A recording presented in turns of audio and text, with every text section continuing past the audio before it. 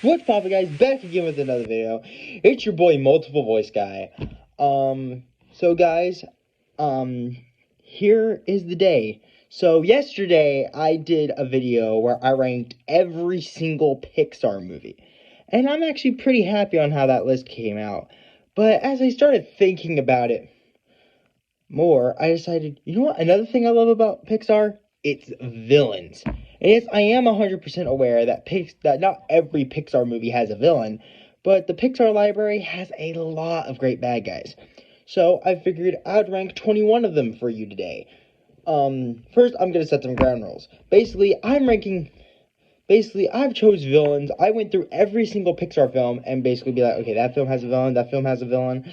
And to films that kind of have a villain, but they're not necessarily a villain, I not include them. Like, just for the record, I'm not going to include Dr. Sherman and Darla from Finding Nemo on this list.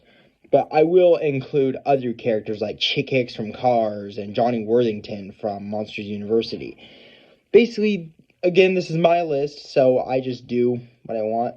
And of course, I'm ranking these villains by design, how much they entertained me, and of course, the main thing we have to love about our villains, motive.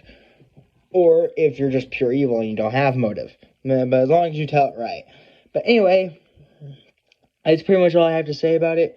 Let's get it started. Alright, coming up in last place, bottom of the barrel. The absolute worst villain Pixar has to offer us is I actually don't know how to pronounce the name. Ercole Frescani from Luca. Like, okay, this villain freaking sucks. Like, first off, this guy had no motive. Like, this dude just has no motive at all. Like, he's literally just a jerk just to be a jerk. Like, I literally just said it, like, in my Pixar ranking. Like, when I talked about Luca, one of my major complaints was the villain. And this villain, God, I don't even know his motive. Like, he legit has no motive. Like, he's literally just a bully. His design freaking sucks. I cringed every time he was on screen. So, that's basically him. Ercole Frescani. That is a hard name to pronounce. Anyway, that's basically where I rank him. He is just a garbage villain. Yeah.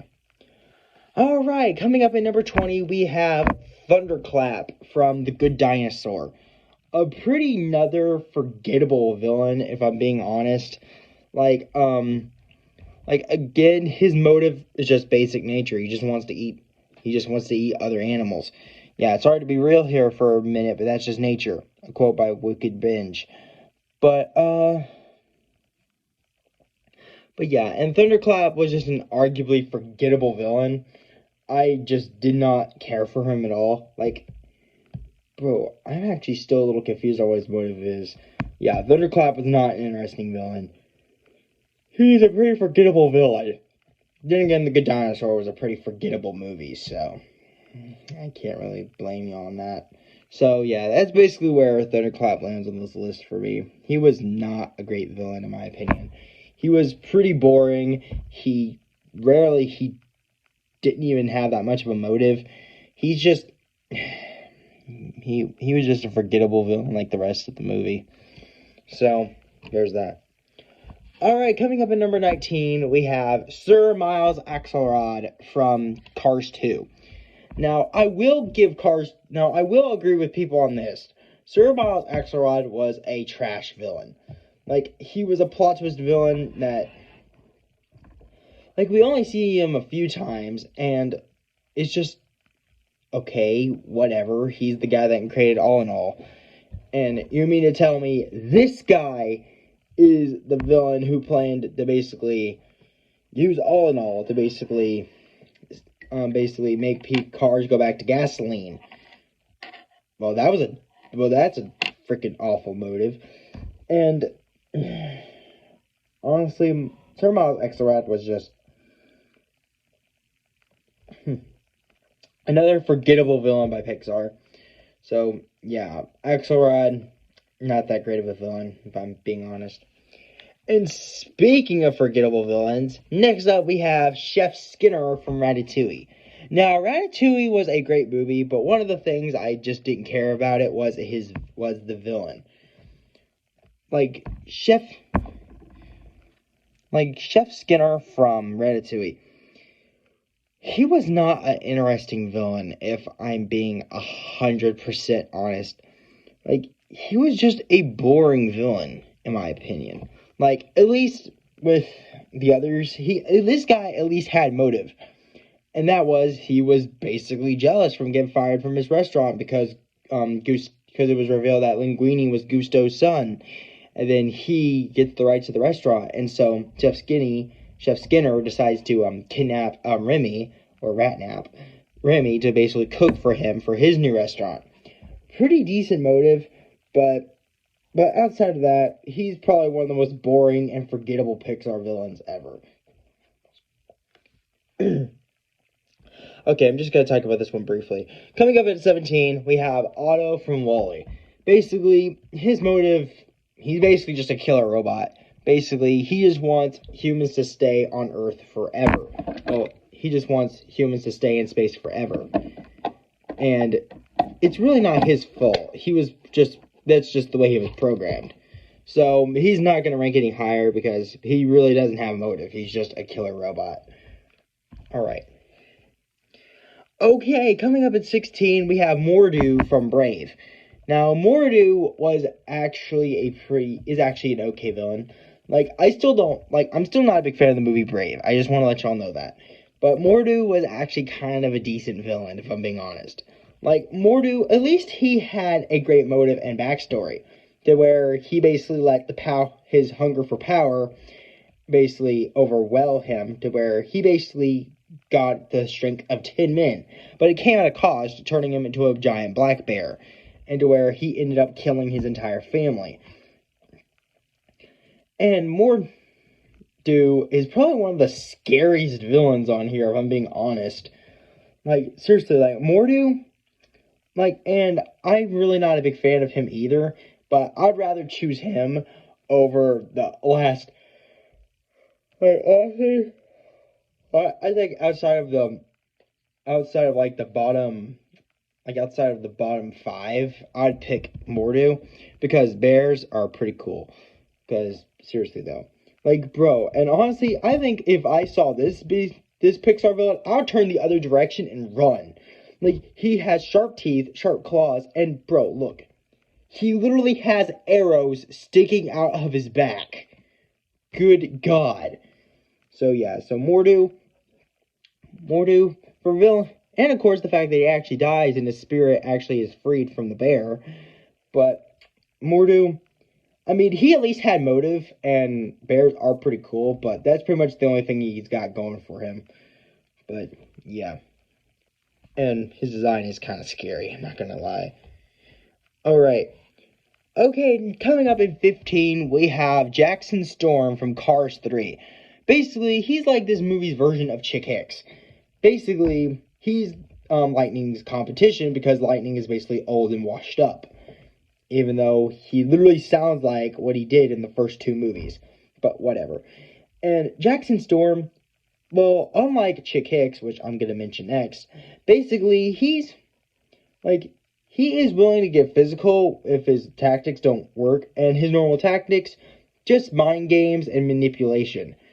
Where he tries to get into the heads of the opponents. Don't worry, you had a nice run. Enjoy retirement.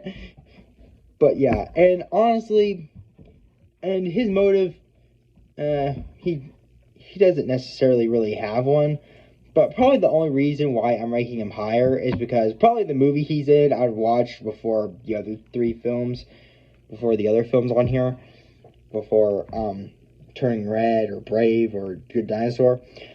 And also, I actually think his design is pretty cool. I think he actually had a really cool design. But that's pretty much it. And of course, number 14, like I said, coming up in 14, we have Chick Hicks. Basically, before Jackson Storm, he was the rival to Lightning McQueen. And basically, to where, unlike Jackson Storm, Chick Hicks is just a dirty cheater. To where he literally bumps people off the track for wreckage for Lightning McQueen to get through. And of course, he is literally responsible for the accident on the track to the king, which people on the internet has classified as attempted murder. And honestly, Chick Hicks basically deserved every boo he got. Yeah, Chick Hicks, he's a solid villain, okay design, but that's pretty much all I have to say about him. Yeah, that's Chick Hicks. Alright, coming up at 13, we have the closest villain from Monsters University, and that is Johnny Worthington, aka the president of Roar Omega Roar, the rival team to Uzma Kappa. Now, Johnny, he's basically, for motive, he's basically just a jock, basically. He's your typical guy, and basically the closest bad thing he does is basically invite Uzma Kappa to a party, only to humiliate them. And so he's not really that much of a villain, but he's probably the closest thing to a villain in Monsters University we get. And that's pretty much all I have to say. He's solid, in my opinion, but yeah, that's basically Johnny. And there's not really much to say about him. He's just a jock. Okay. Alright, coming up at number 12, we have Gabby Gabby from Toy Story 4. Now, Gabby Gabby is probably the only villain on this list who had a happy ending. Basically, Gabby Gabby's motive is pretty simple. She basically just wanted a child to love. And she fixed her sights on Harmony, the granddaughter of the owner of the antique store that she's in. But the problem is, she had a busted voice box. And when she realized that Woody's was completely working, she was literally willing to take it. And of course, Gabby Gabby did the only reasonable thing anybody would do. She held Forky hostage in exchange for Woody's voice box, to where Woody does actually agree to give her his voice box in exchange for Forky. And of course, when she finally gets to the moment that she wanted, Harmony just rejects her, which, ouch. And of course, this is when Gabby Gabby actually turns a new leaf and basically says that, yeah, you can have your voice box back, Woody, it didn't work. But when she actually comforts a lost girl who's lost. And basically, Gabby Gabby gets her wish. She has a child. Which honestly was pretty touching. And Gabby Gabby's probably the only villain on this list who, A, got her happy ending, and 2, actually kind of redeemed herself. So, that's basically all I have to say about Gabby Gabby. Alright. Coming up at number 11, keeping the Toy Story theme. My girlfriend's going to kill me for this one. And that is Lotso Hug and Bear from Toy Story 3. Now, yes, he is basically a carbon copy of the Prospector from Toy Story 2, who I'm going to mention next. But basically, at least this dude had motive. And, okay, well, of course he did as well. But, of course, his backstory is actually pretty sad, where he got replaced by his owner after she lost him on a trip. And of course the fact that I like how Lotso basically just runs Sunnyside Daycare as a prison, which was actually pretty entertaining. And the fact that he literally takes control of Buzz for like a good decent half of the movie.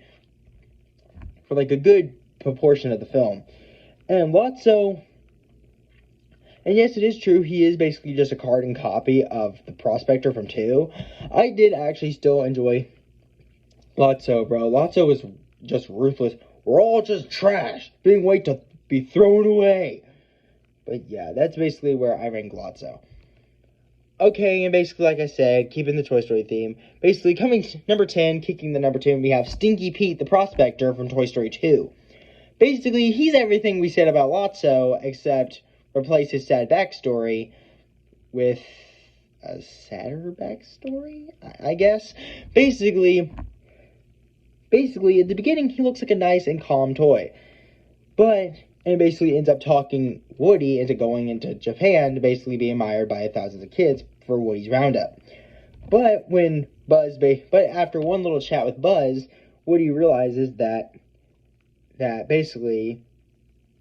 he would be willing to be there for Andy no matter what. Buzz is right. You're right, Prospector. I can't stop Andy from growing up, but I wouldn't miss it for the world. And of course, when he tries to talk in Jesse and Bullseye to come with him, that is when he reveals his true colors. And basically, the fact that he literally tears Woody's arm. You could go to your hand together or in pieces. They fixed you once, they can fix you again. Now get in the box. And he was actually a pretty decent villain, I would say. Like, the Prospector was a pretty good plot twist villain. And that's basically all I have to say about Stinky Pete. He's basically the thing that Lotso would be, except with a different origin story. Because the fact that Woody's Roundup got canceled after Sputnik went up into space. Yeah, I know, Stinky Pete. Space toys. But anyway, let's move on. Alright, coming up in number 9, we have Charles Muntz from Up. Now, Charles Muntz was a pretty good plot twist villain. Basically, he was an explorer that basically got accused of something he brought back was fake. So he basically swore to capture the bird alive and bring it back, and he won't come back until he does so. Well, jump ahead about 50 years later, or 70 years later, or whatever, and to where he's basically an old man still on the search for the snipe. And of course, the fact that he's gone extremely crazy to where he's killed most explorers who was after the same thing because he deemed them a threat. And the fact that he was really willing to chase a kid with a shotgun in order to get his target. Which, Jesus. And of course, yes, the whole cliche of childhood icon turning out to be the villain. But still, Charles Muntz was still a pretty good villain, I would say. And he is definitely a good plot twist villain. And that's pretty much all I have to say.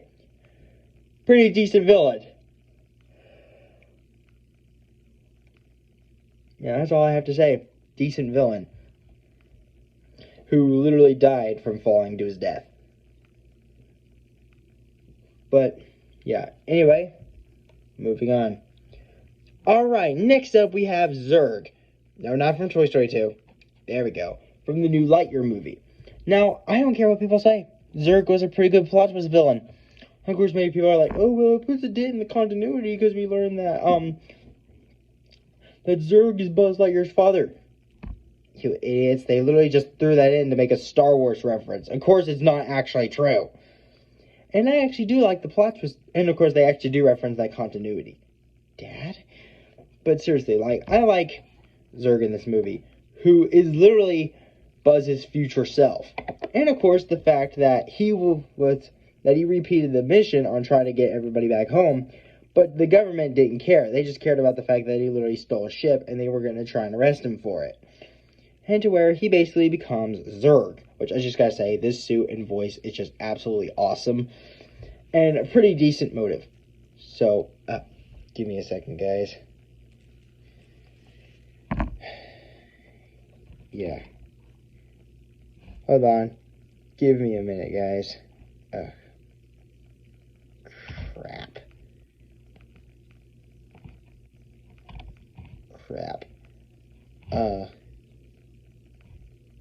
Crap. Well, oh well. Guys, okay, guys, I can at least finish the video. Okay, anyway, next up we have, coming up at number 7, we have the Screenslaver, aka Evelyn from Incredibles 2. Now, Evelyn was a pretty good plot twist villain. Basically, short term, she's basically this movie's version of Lex Luthor, to where she blames superheroes for her parents' death. Because one day, the house got broken into and robbed. And instead of hiding out in the safe room, like her mom suggested, her dad decided to instead call his superhero friends to save the day. But unfortunately, the superheroes he tried to call went under at the time, and basically, they just shot him. And, wow, pretty good plot twist villain, I would say. So, that's basically where she lands. And of course, the fact that she was literally willing to team up with her brother only to betray him and be like, psych, I'm evil. And of course she did that so she could get closer to the superheroes. And yeah, basically she's this movie's version of Lex Luthor. Superheroes keep us weak. And basically her motive is basically to rid the world of superheroes. So that's pretty much basically where she lands. Alright, coming up in number 6, we have Sid from Toy Story. Ah yes, the villain that started it all. I literally like that one of the most popular Pixar villains is literally just a kid that likes to dismantle toys. Motive-wise, he's just a kid with a creative mind who likes to destroy toys. And then when he literally finds out that the toys are literally alive at the end, yeah, that kid is definitely traumatized. Yeah, poor Sid. He is definitely traumatized for the rest of his life. And even a deleted version of the scene where he legit says, well, we just traumatized that kid for the rest of his life. And Sid was a pretty ruthless villain to where with toys, his possibilities are endless. He blows them up, destroys them, tears them apart, and does like Frankenstein-like experiments on them. And Sid is, of course, he didn't know the toys were alive. So basically, his motive was pretty much the innocent thing you could think of. A kid with a creative mind destroying toys. And of course, I just quoted WikiBinge. But yeah. Alright, kicking the top 5, we have Henry J. Waternoose III from Monsters, Inc. Basically, the brains of the operation, where he was literally willing to team up with Randall. Basically, his motive, he's a struggling CEO of a company that has been passed on from generations. And he's literally willing to do anything to keep it from going under. So, kidnapping children and taking their screams. And pretty diabolical, I would say. Waternoose is a pretty diabolical villain, I would definitely say. The fact that he was literally willing to team up with Randall in order to do this. So, yeah, so Waternoose was a pretty good villain. I liked him. Yeah. Alright, coming up at number 4, we have Ernesto de la Cruz from Coco. A pretty good plot twist villain to where this dude was literally willing to kill his best friend for fame and fortune. Basically, on the brink of success, to where they were on the brink of success, but Hector decided to abandon it all to basically see his daughter again. So basically, Ernesto did the only logical thing anyone would do. He poisoned his best friend and stole his songs to basically get fame and fortune. Which, Jesus, that is just brutal. You sly snake. Like, he was literally willing to kill his friend for fame and fortune. Which, Jesus. So, alright, you sly snake, Ernesto. Get crushed by the giant bell again. So, yeah. Alright, kicking off the top 3, given the bronze medal, we have Syndrome from The Incredibles. Basically, his motive, after he got rejected too many times by Mr. Incredible when he just wanted to help, he devoted his life to villainy, to where he created weapons and sold them to corrupt governments and other twisted people that was literally willing to buy his products. How do you think I got famous? How do you think I became rich? I invented weapons. And of course, the fact that his motive is basically look like a superhero in the public's eye. And after he's old and he's had his fun, he'll sell his inventions. Because to him, when everyone's super, no one will be. So, yeah, so Syndrome was a pretty good villain with a pretty good motive. And unfortunately, he didn't get the memo about capes. And where he literally got his cape sucked into a jet engine. Oh, poor Syndrome. Yeah. Alright, kicking off the number 2 spot, giving the silver medal, we have Hopper from Bug's Life. I'm not stupid. Do I look stupid to you? I swear, if I didn't promise Mother on her deathbed that I wouldn't kill you, I would have killed you. Oh yeah, and believe me, nobody appreciates that more than I do. Basically, with Hopper, he was a pretty great villain. Basically, short term, he's basically a bug version of a dictator. To where he rules the ants by fear to basically get them food. And of course, the fact that Hopper is just ruthless. He's willing to do anything and hurt anyone to basically resume order. And the fact that he's secretly scared of the ants because they're advantage in numbers. But he does eventually get killed by getting eaten by baby birds. Yeah, I'm sure that traumatized a few kids. Yeah, I just quoted Ches. Basically, Hopper is definitely by far one of my second favorite villains. He was a pretty cool villain and is definitely ruthless. Okay, seriously. Jesus Christ, Fallout Nick. Which subscribe to him, by the way. Okay. And coming up in number 1, giving the gold medal, is there any question? It's Randall Boggs from Monsters, Inc. A pretty good villain with a pretty good motive. Basically, before Monsters, Inc., he was just a nerdy, awkward, outsider guy. Until he ended up joining Roar Omega Roar and accidentally embarrassing himself to the accident by Sullivan. That's the last time I lose to you, Sullivan. Cut over to Monsters, Inc., and he's basically a selfish and evil monster who's literally willing to do anything to get up to the top. And he had a pretty good motive. And of course, he literally teamed up with Water Noose to basically kidnap children and steal their screams. And of course, he enjoys this way too much than he is. Like, seriously, look at that evil grin as Boo's fixing to get her screams absorbed. That is a sociopath right there. Another quote by Wicked Binge. But basically, Randall is by far one of the most ruthless and probably the most diabolical villains on this list, in my opinion. And that's why he's at number 1. Well, guys, I hope you guys enjoyed. Don't forget to like, comment, and subscribe. And please help me reach 50 subscribers. I'll see y'all in the next one, and peace out.